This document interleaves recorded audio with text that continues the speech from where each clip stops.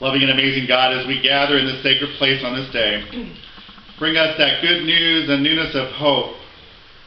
But be that gracious God as we hear again from your word, so that it will transform us and let us reclaim our Christianity in our lives. While it's transforming us, let it be that transformation that we have and as we live into the world we live in. So now, God, I ask that you touch my lips of clay and mold them into the words that need to be spoken this day. And may the words that come from my mouth and the meditations that come from each and every one of our hearts, may they ever be acceptable to you. In Christ we pray. Amen. Amen. So those of you that have been with us for the last several weeks know that we're in the midst of a sermon series. And those of you who are with us for the first time this morning, no problem. You'll be able to follow along just as easy as everybody else. But we're in the middle of this series about reclaiming miracles. And over the last few weeks, we have been following the New Testament text of Jesus' ministries and footsteps as he performed some of these miracles. We've also been looking at those miracles ourselves and what these miracles look like in our own lives, while being invited to put ourselves dab smack in the center of those stories to reclaim the sense of what I call miracles of faith.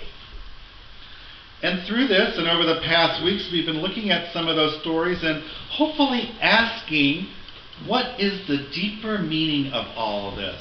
And how does this apply to me in today's world? Well, you know that there were some awesome miracles of transformation that proved beyond the doubt that this was the true Christ.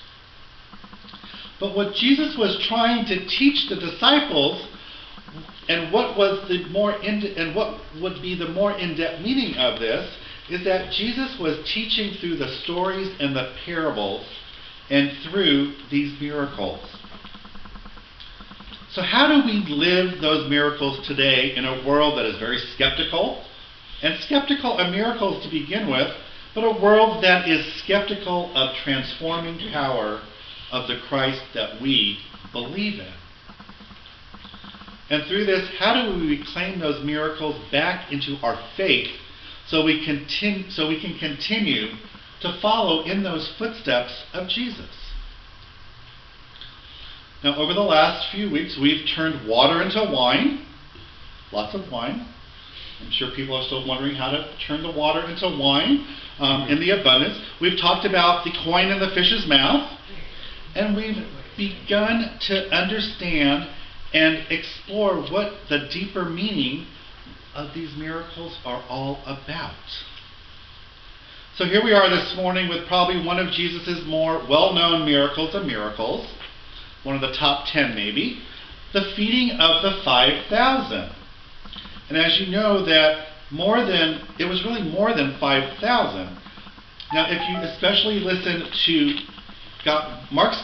Matthew's gospel this morning, those 5,000 were not just the men of the group. It goes beyond that. They also were the women and the children. And keep in mind, in the day of that the dominant was the male species. So we usually hear more about just that, and they kind of somehow forget the women and the children, which isn't a good thing. But keep in mind that, for the most, it's a whole different world. So not only were there 5,000 men amongst the group fed, there also were probably 5,000 women and 5,000 children.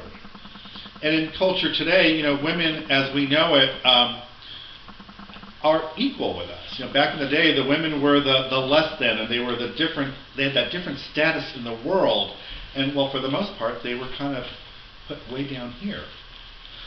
And as at least as a congregation, we lift up our women and we lift up everybody in our congregation, and we give that gratitude to God for that equality that we have amongst us as human beings. I have to tell you, one of my favorite lines that comes from Reverend Troy Perry, that if you don't know, is the founder of the MCC denomination. He has the most profound statement that I love. And I'm glad I can use it this morning, is that nobody goes second class or in the steerage section. Everybody goes first class. Now, keep in mind, we all go first class. And we go first class, as he says it, honey, we go all the way in first class. We are all part of that first class life. So I want to keep in mind that as those 5,000 folks were being fed, in my guesstimation, it was probably more like 2 or 3 times that, more like 15,000 people.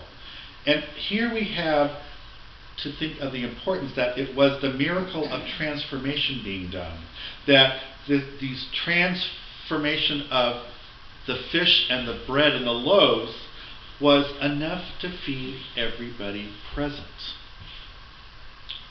This, in my opinion, was the most important account.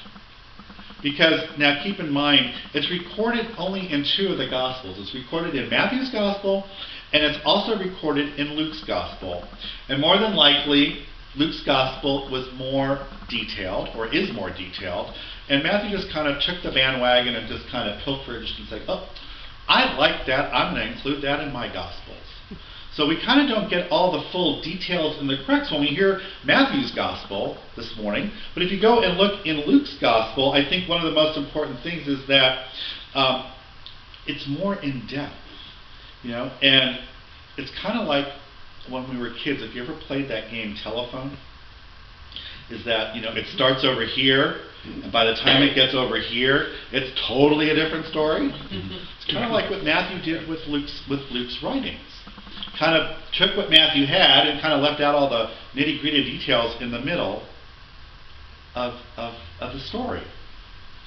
So Matthew kind of leaves out this whole center section of the crux, or the in-depth of it. Even though we read from Matthew's Gospel, I probably should have had Luke's Gospel this morning, but Matthew's Gospel kind of gave the crux of the meeting. But Luke's story goes a little bit more in depth. In Luke's Gospel, you'll hear that Jesus was teaching and preaching the people, and here you have all of these people. You know, as Jesus got off the boat, all these people that followed him to this mountainside. So you can imagine going to a mountainside with 15,000 people all over the place with their picnic baskets and whatever you want to have, their day trip to the mountain.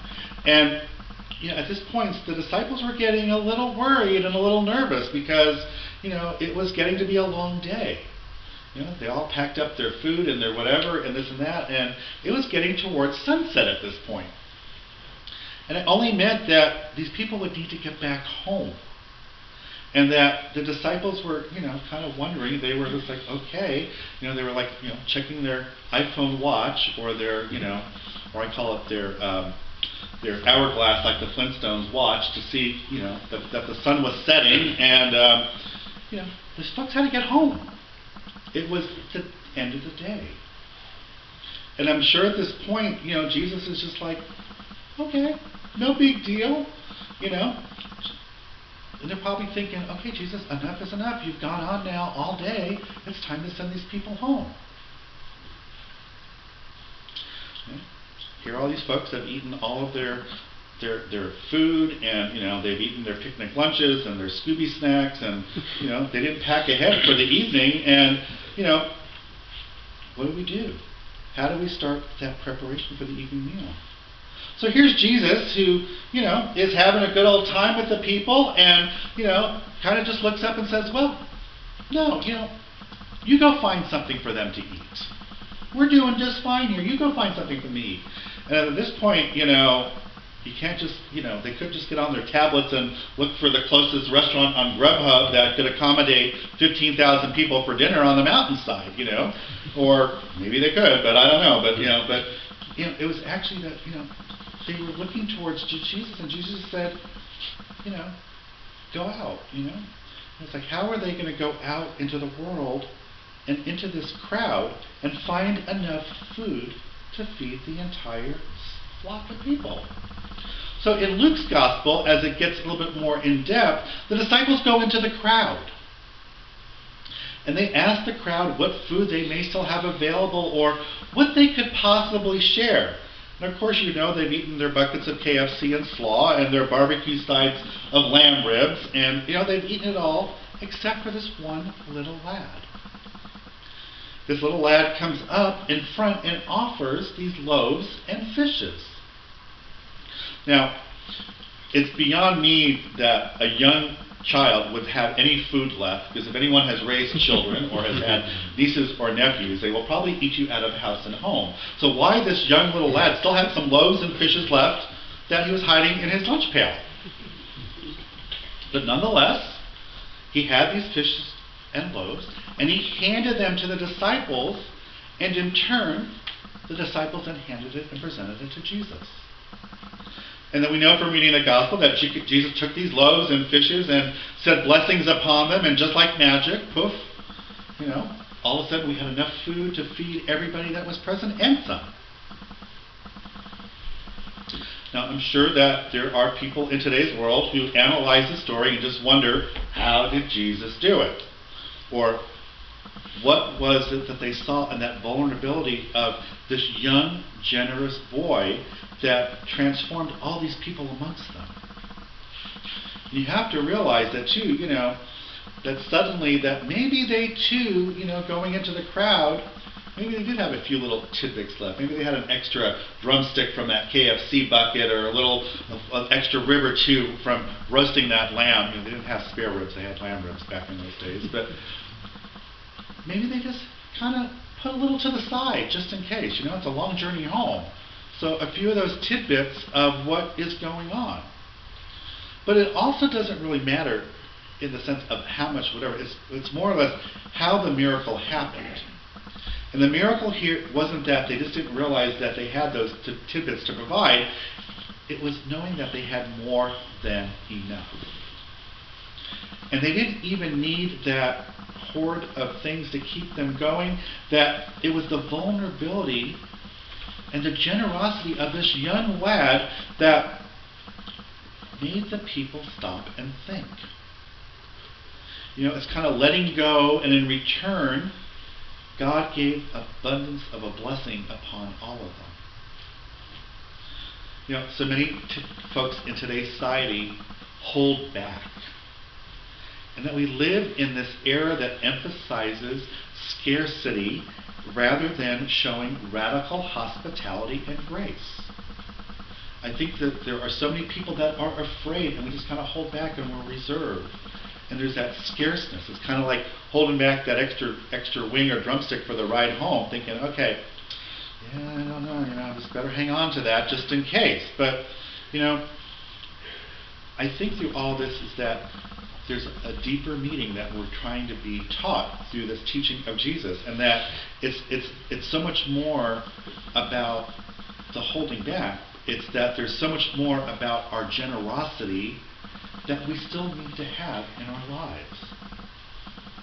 That there is a presence that we must have in order to live in this place that we call a radical and inclusive and giving environment that we've been given to Jesus. You know, we're invited to have what we are given from Jesus, and in fact, I look at it, the more we give away, the more we get in return. The more we have an abundance that we have and give, usually will come back more and so over. So how many of you feel this morning that when you do something good in your life for somebody else, you get that warm and fuzzy feeling inside? How many times have you done something for somebody else and you walk away and you say, yeah, I did something good and I feel good about it? You know, those of us in our lives who live from a place of generosity and live in a place of giving and even in a place of serving are those who are free and are able to let go. That we are blessed by this tremendous whatever, or this tremendous happening that is deep within inside of us. I want you to have that fuzzy, happy, clappy, whatever feeling this morning and receive those blessings from God. But I also want us to live the fullness of our generosity right here and now as we move forward. I have to say, last night I had the honor and privilege of attending the Make a Promise event, the gala that ARCW has at the Wisconsin Center. I know some of you also who are here this morning were at this gala last night. And, you know, of course, it's Milwaukee society, you know, out in their finest, having a grand old time and hobnobbing with everybody, you know, the who's who of Milwaukee society and the Milwaukee LGBT society and all that. You know, it's one of the bigger galas of the year. You know, people were enjoying the silent auction. I don't say I spent a little too much money, but hey, you know, it's for a good cause. But and there was some awesome entertainment last night. But the whole idea of this premise was making a promise. It was making a promise goes to Broadway, so you can just imagine all the queens out there decked out in their finest. You know, there was things. I mean, I don't know, Patrick, there was lots of things sparkling last night. I mean, and it wasn't just the drag queens, let me tell you. There was a lot of sparkle and a lot of glitz last night. I mean, I just had to go back out to the car and get my sunglasses. It was that glitzy. But aside from all of this wonderfulness that was happening, the auctions and, you know, all of that, you know, the main point of it was one of the things that they do every year is they take that Make a Promise tagline, that we make a promise to move forward and to give forward and to be a part of the future. And one of the things that they do every year, which this is my second or third Make a Promise, is they raise money through a live auction at dinner. Aside from the grand other prizes they do this monetary tier of giving. And, you know, several people were giving from their hearts and all that. But the other thing that they do is they award 3 awards. And one of the awards that they give is the Philanthropy Award. I can't get that word out of my mouth. But it goes to a individual or organization, and it's only been given, I believe, 3 or 4 times in the history of the 32 years that they have had this Make a Promise event. And last night, the folks at Broadway Cares, it's the Equity Fund for Fighting Against AIDS, and it's an organization based out of New York, but it's worldwide. They were honored with the Philanthropy Award from ARCW. And they pay it forward in so many different ways, but I think one of the things that took everybody in awe last night, and, you know, correct me if I'm wrong, is that as they were receiving the award, they made a pledge in January to give ARCW a $25,000 grant to make sure that their food pantry was stocked and the people in the community, not just in Milwaukee, but all of the agencies that ARCW and their affiliates serve, that people living with HIV and AIDS and their families are fed and they have nutritious food. Now, to me, I mean, even though it wasn't myself or the church giving it, it kind of gave you that warm and fuzzy feeling knowing, hey, look, we're feeding the people who need to be fed. It's just amazing. And I'm only telling you the story because I want you to think about, as you move forward, how we all pay things forward in our lives. You know, I know so many of us that we give in so many different ways, not only to this church, but into the community, like organizations like ARCW, and that we give. And when we do that, I hope it makes us feel warm and fuzzy inside. You know, so many of us belong to so many different organizations in this community that I hope that when we give, and it's not just giving of your dollars, it's giving of your time and your talents, that you have that warm and fuzzy feeling deep inside that, yeah, I'm doing something good, and I feel good about it. You want to do that little happy dance? Is that one of those movies? I forgot. Was it another Disney movie or Pixar movie? They're all kind of meshed. But you know, it's kind of like, do your little happy dance. You know, I have to tell you that, you know, it makes me all feel like, okay, so it makes me ready to go to vacation, you know. You see me with maracas, you know, the next couple of weeks, you know that I'm in Cuba having a good time. But get that feeling of that radical generosity And it only happens when we have that opportunity to pay it forward by doing something for somebody else in our lives. You know, only knowing that in the long run of all of this, God is going to give it back to us tenfold. And we do this because it's a spiritual discipline that transforms us, that changes what we have in our lives. Paying it forward. Whether it's your gifts of your talent, your gifts of your time, gifts of your treasure. You know, I think, I always say, think about it. What if that young kid didn't pull out those fish and loaves out of his Avengers lunch pail and give them to Jesus? Okay, maybe they didn't have Avengers back then, but, out of his little, straw basket or whatever. Think about what would have happened. Keep in mind, Jesus sees everything. It's kind of like the eyes behind the head, on the side. Everything we do, it's seen.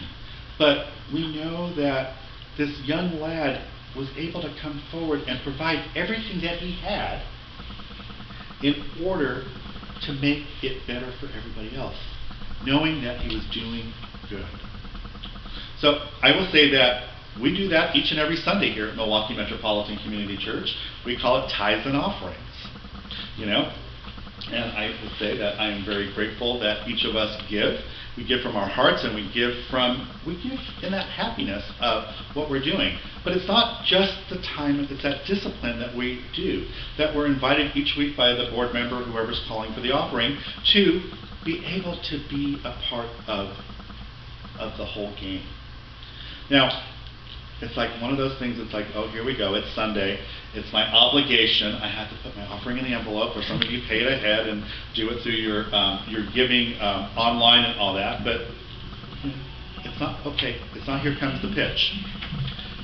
All I want to tell you is that as we approach things like that in our offerings, it's not giving until it hurts campaign, because it's not. But think about it as giving it until you feel good, until it becomes a blessing to all of you that we're giving. And those spiritual gifts come in abundance. And like I said, it's not the fact that we keep giving until it hurts. We give because we want.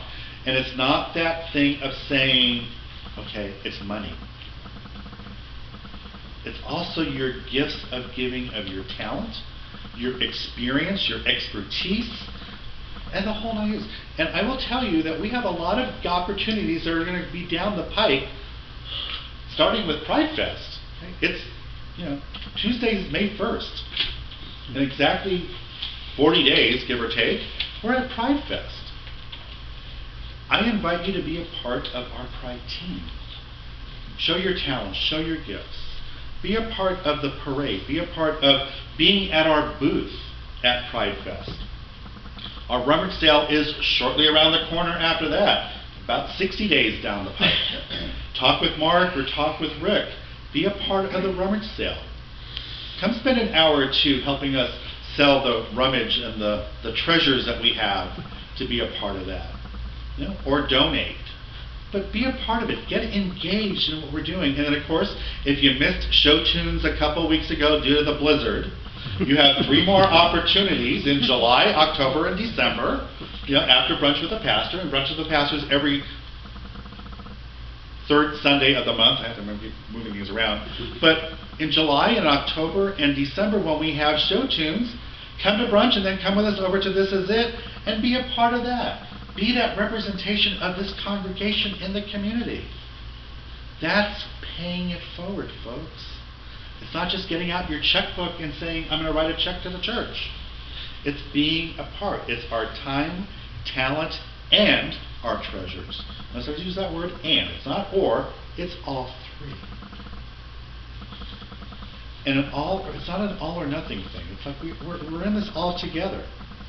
It's all of these fishes and loaves that were enough to feed everybody. Also keep in mind too, October, talking about giving and paying it forward. October we have our Winter Madness clothing drive for Courage. And we will do that again this year. But this year we're going to add a twist to it. We're going to add a few other things to it because they're in the process, as you know, building the house. remodeling the house and getting it ready for those kids.